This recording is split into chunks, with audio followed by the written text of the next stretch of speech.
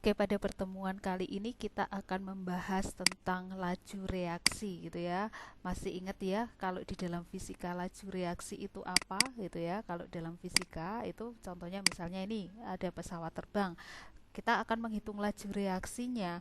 Nah, kalau fisika itu rumusnya laju reaksi itu adalah jarak persatuan waktu gitu ya. Itu dalam fisika ya. Kalau di dalam kimia laju reaksi itu apa gitu ya, pasti akan berhubungan dengan reaksi kimia ya. Ini reaksi kimia itu ya, dan kita cermati ini ada reaktan, kemudian di sini ada produk.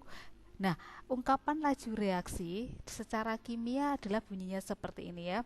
Jadi laju reaksi itu laju berkurangnya jumlah pereaksi. Jadi yang sebelah kiri itu konsentrasinya berkurang, dan kalau kita lihat yang sebelah produk itu adalah bertambahnya jumlah produk. Nah, kalau misalnya kita gambarkan secara grafik gitu ya, berarti nanti produknya itu akan semakin bertambah sampai kepada titik setimbang ya.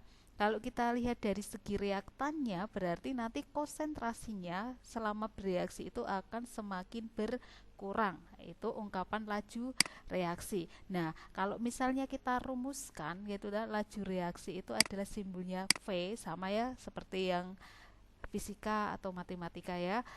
Nah, kalau kita lihat dari segi reaktan, reaktan ada di sebelah kiri ini ya, berarti nanti reaktannya akan semakin berkurang, maka simbolnya di sini menjadi minus, artinya berkurangnya konsentrasi. Kalau kita lihat A ya, berkurangnya konsentrasi A per satuan waktu, atau kalau kita lihat dari B ya, berkurangnya B per satuan waktu. Nah, itu kalau kita lihat dari segi pereaksi ya. Kalau misalnya kita lihat dari segi reaktannya gini ya, reaktannya ini, maka maaf, dari segi produknya gitu ya, jadi konsentrasi produknya akan semakin bertambah.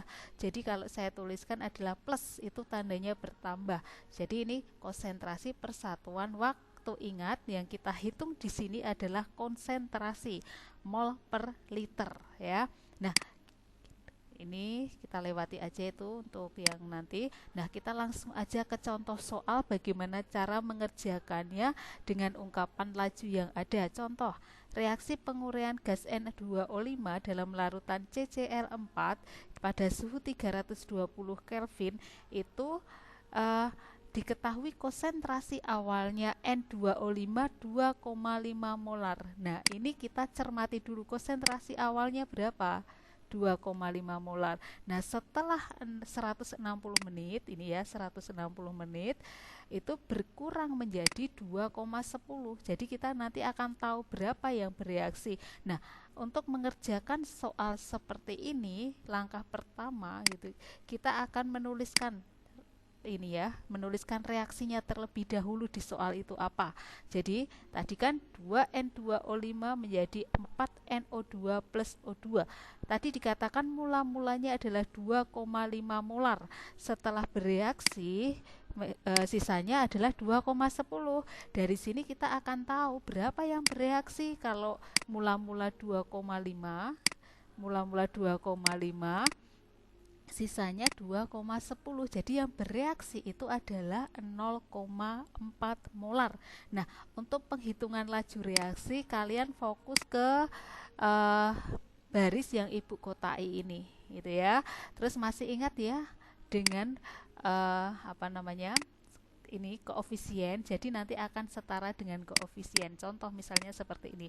Jadi kalau 2 itu yang bereaksi 0,4. Nah, kalau 4 berapa? Berarti kan 2 kalinya. Berarti ya berapa? 2 kali 0,4, jadi 0,80.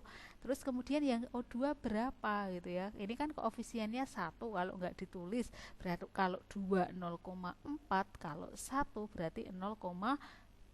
Nah, kalau bagian di reaksi ini sudah semuanya tahu, kita bisa menghitung berapa laju reaksi yang ditanyakan di soal. Yang pertama ini kan ditanyakan berapa laju reaksi dari N2O5, katakan ini adalah soal A gitu ya. Nah, lalu kita tinggal ini aja, tadi kan rumusnya apa? Rumusnya adalah konsentrasi per satuan waktu. Nah, konsentrasi yang diambil itu adalah di bagian ini ya, baris kedua.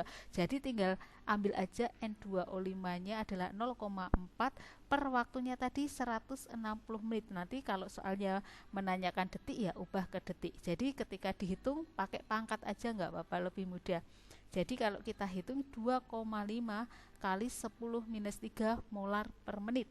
Nah, terus kemudian untuk pertanyaan yang ini, berapa NO2-nya? Cukup kalian melihat ini. NO2-nya koefisiennya di sini berapa? 4. Jadi tinggal bandingkan aja nanti. 4 per tadi yang diketahui sudah N2O5. Sini 2 dikali hasilnya ini 2,5 kali 10 minus 3. Jadi sama dengan 5 kali 10 minus 3 molar per menit. Nah, terus O2-nya berapa? Tinggal ini ya, O2-nya ini. Gampang aja, tinggal ini ambil koefisiennya di sini berapa kan? 1 per yang diketahui tadi berapa? 2 kali yang diketahui ya tetap ini terus ya, yang diketahui. Jadi ini sebagai patokan kita menghitung. Ini. Jadi hasilnya nanti berapa? 1,25 kali 10 minus 3 molar per menit ya. Jadi nanti pelajari soal ini dengan baik gitu ya. Bagaimana cara pengerjaannya, soal-soalnya akan tipenya seperti ini. Terima kasih.